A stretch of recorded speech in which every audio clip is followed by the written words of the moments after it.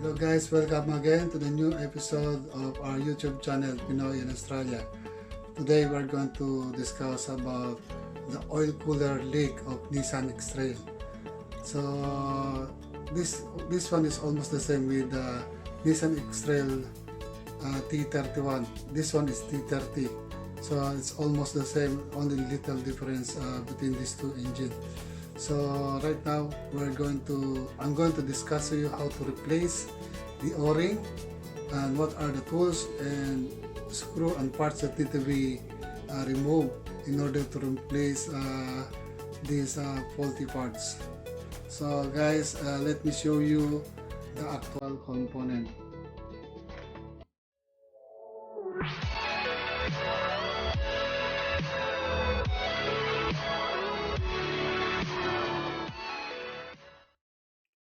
This is the actual component of the oil cooler of the T30 engine of Nissan X-Trail. So the problem of this component is oil leak. So the oil leak is coming from this portion. See this big bolt with big washer? Inside that big washer there's an O-ring.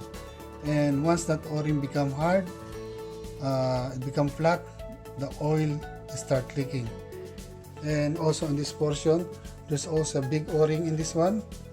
So the design of the oil cooler of this Nissan X-Trail is like an ordinary oil filter. It look like this. This is the oil filter, the ordinary oil filter. Inside that this component is look like this. There's also an O-ring. So we're going to check the O-ring of this oil cooler, and we're going to replace it if the O-rings need to be replaced. So if you're going to replace this component, this O-ring, in order to pull out these parts, you need to remove four 8mm bolt. So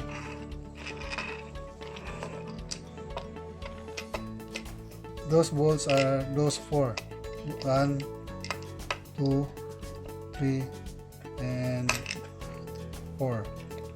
So you need 12mm deep socket and 3/8 drive ratchet. So it's more accessible if you use 3/8 drive ratchet and a deep socket, 3/8 12mm deep socket. So that's the tools that you need. And in this component has an coolant hose. So in my way, I removed the oil cooler hose, coolant hose on the other end because it's more easy to access the clamp of this hose on this side than to remove the clamp on this area, because in this area there is no enough maintenance space given by the Nissan manufacturer. So let me show you the location of the parts.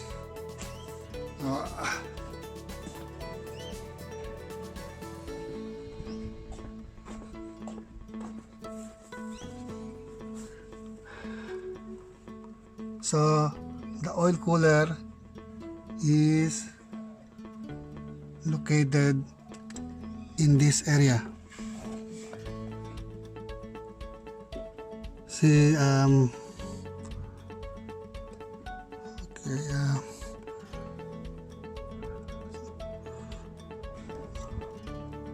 so it's located in this area, guys.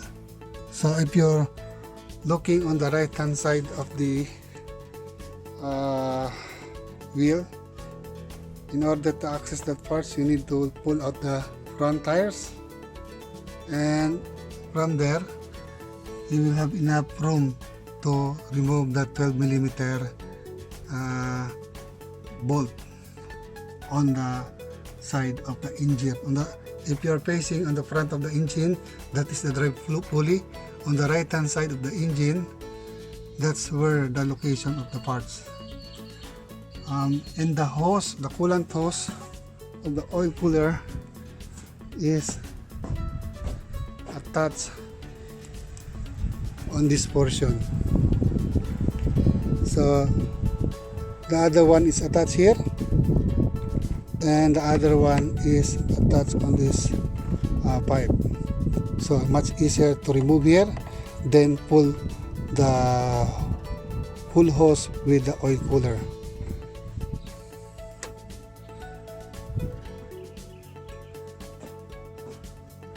Okay guys, I'm going to continue stripping this component, and I will show you later the condition of the O-ring.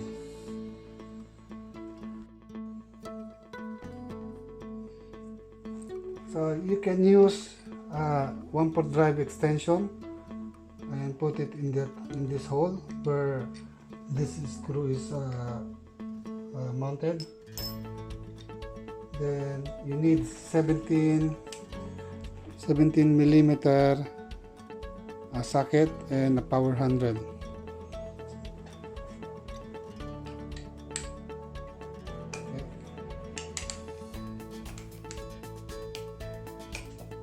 So I already undo it before I show it to the camera, guys.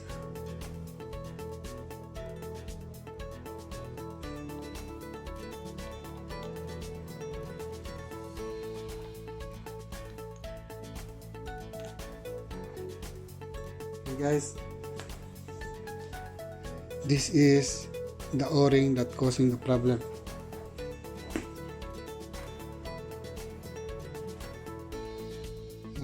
See that that O-ring, that one, that's the one causing problem. So we need to replace this one. So in the what happened here is, as the vehicle get old, the O-ring become brittle, become hard, and once it become hard, the elasticity property of the O-ring disappear, and once the elasticity property of the O-ring disappear, it become flat. So the sealing property of the O-ring disappear. So we need to replace this O-ring. I'm going to find whether I can find this O-ring.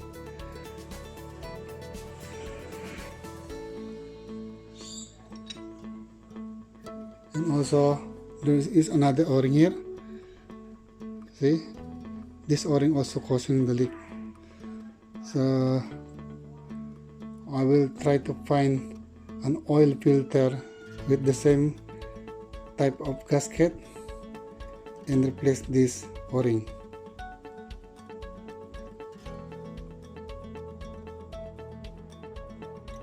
So you can see the O-ring was already flat on the oil cooler. So that's the way how you can check whether the O-ring still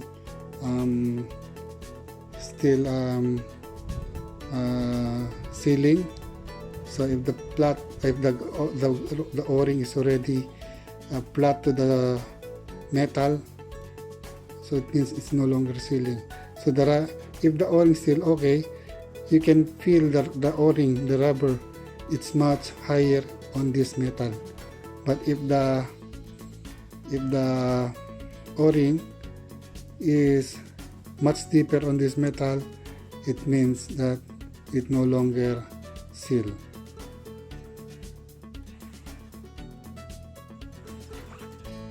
Okay guys, I have managed to find an O-ring that will replace this O-ring. So if you're going to check the O-ring whether it's still good or bad, because I'm sure that this is the one that leaking. If you can see the O-ring that I put, see the O-ring, the black O-ring is much higher and more exposed to the metal, even you push it through. Okay, the O-ring is much higher, so it means that this O-ring, once you put it in, it will seal the passage of the oil. But if you're going to check this old one,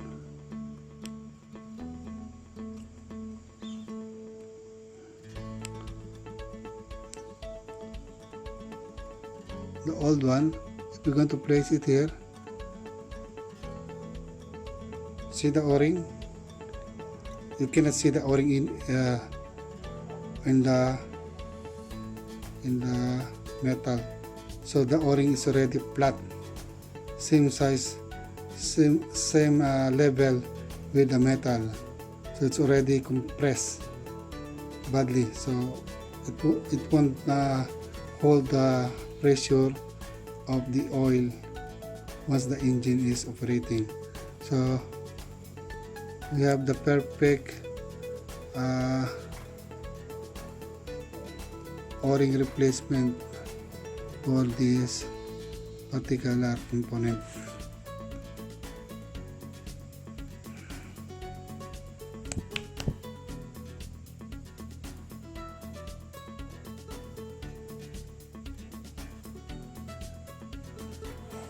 Okay guys, I remove it.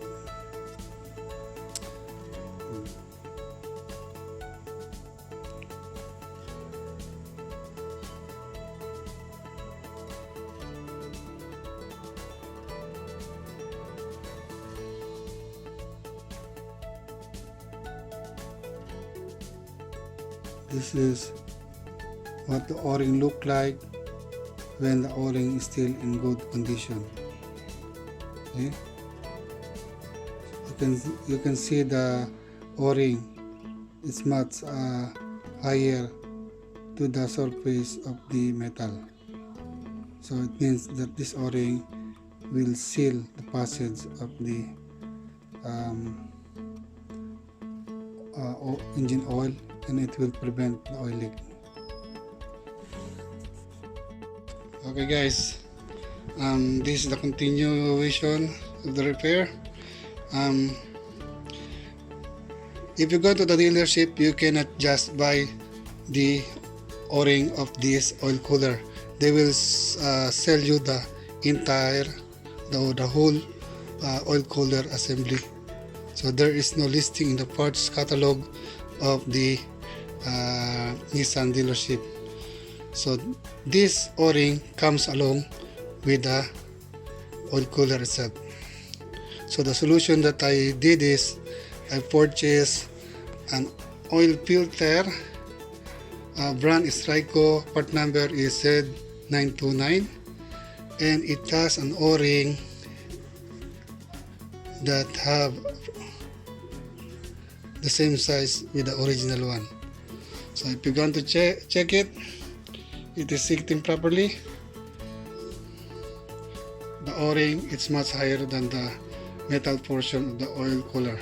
So this one will work properly. It will seal the way of the engine oil. So I did this repair because I want to save some money. The cost of the oil cooler assembly is not cheap. So this one, it only cost me $26. Let me check. Yeah, it cost me $26 for this oil filter. So if you want to replace this one, you can purchase this oil filter and use the o-ring gasket of this oil filter. And by the way, this o-ring here in the bolt that's securing the oil cooler itself, this bolt, the o-ring of this one, I purchased this one in Wort. Wort company is a German company that manufacture heaps of automotive products. So one of their product is o-ring. So you can buy one box of o-ring with multiple sizes.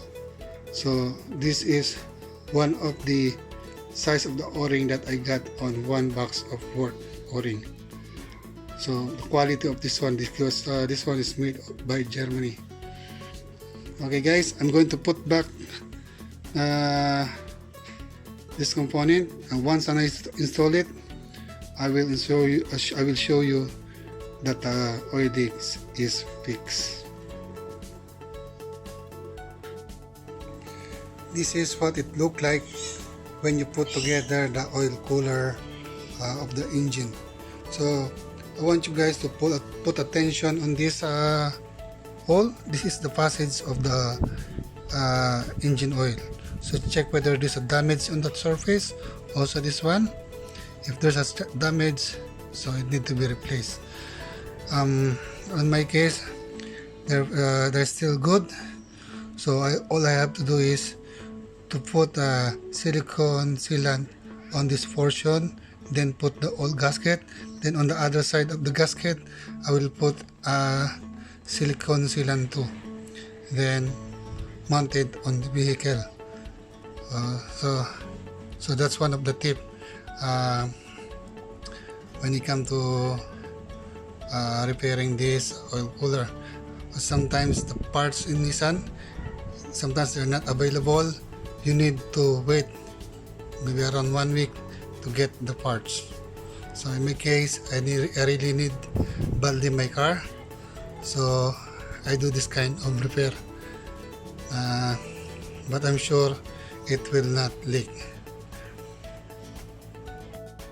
In the old oil cooler, in the old gasket, this one, so this one, yep. Before I dismantle this oil cooler, separate it before I separate the component, the oil leak is coming from here, because when I check this one using the mirror, the telescopic mirror, I see the oil dropping on this side. So it also have oil leak on this portion, because those two O-ring gasket are sealing both sides of the oil cooler. Okay guys, if you are going to reuse the old gasket, what you need to do is to put a very thin amount of silicone sealant on the old gasket. That's what I did on the other side. Now I'm going to do on this side. So just pay attention how much sealant I need to put. Just wipe it just enough to change the color of the old gasket. Don't put too much on it, because it will give you lots of problem. Because if you put too much sealant on it, once you mount this one, it will squeeze the sealant, and once the sealant is squeezed, it will go to this hole and it will clog the oil cooler. The oil coolers have a very tiny hole, so it's not good if some of the sealant go inside the oil cooler. So just put little amount of sealant, just like that, just enough to change the color of the gasket.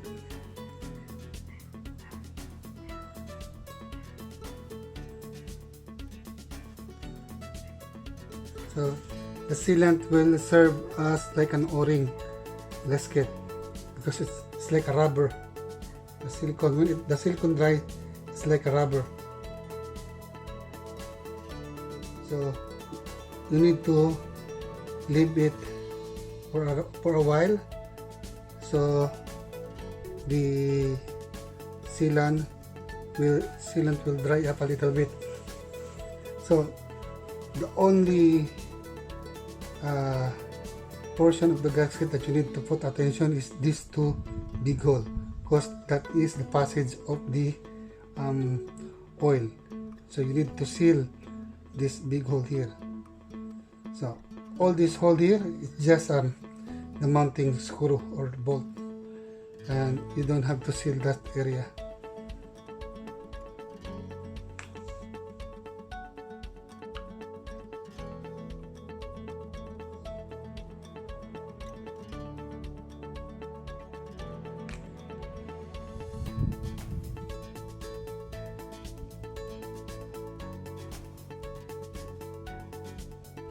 In just maybe 10 minutes that will be dry. Then I will install this oil cooler to the engine block.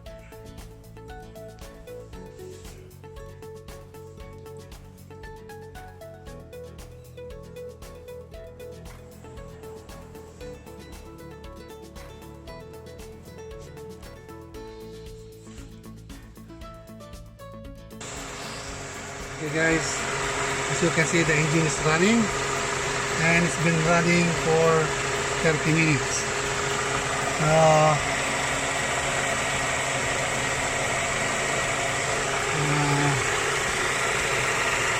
As you can see, no more leak dripping on that side of the motor.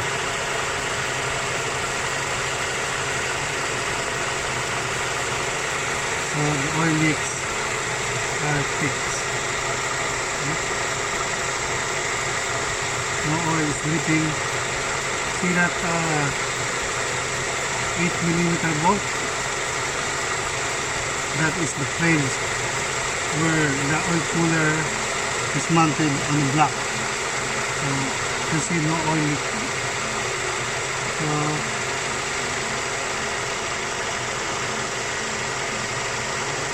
no more leak guys. So that is fixed.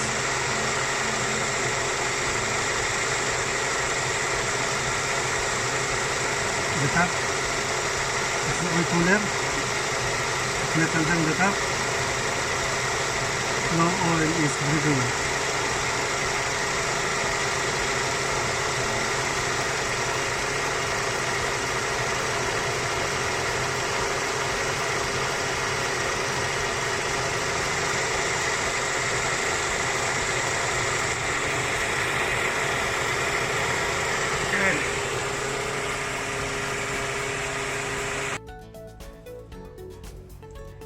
Okay guys, I hope this video will be helpful for you.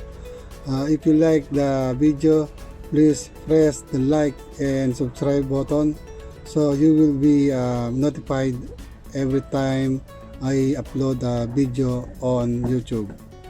So guys, up to here only. Ciao.